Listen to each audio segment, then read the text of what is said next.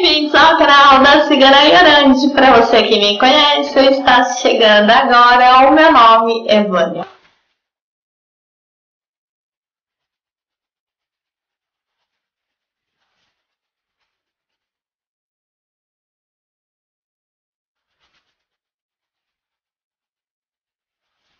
E não se esqueça de se inscrever no meu canal, deixar o seu like aqui embaixo.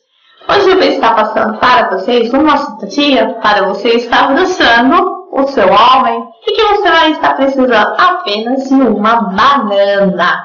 Você vai estar pegando esta banana e vai estar fazendo um corte ao meio, mas não vai estar separando a banana.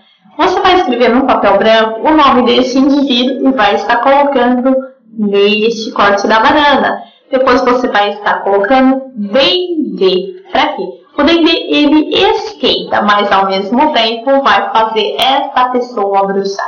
Depois você vai pegar esta banana e vai estar enterrando aos pés de uma bananeira e vai estar oferecendo para Maria Padilha, para que ela esteja bruxando este homem para você. Aí você pode estar escolhendo se é para sempre, se é só com as outras mulheres ou se é com você também. Aí você vai ter que definir o que você está querendo. Se você está querendo bruxar apenas com você.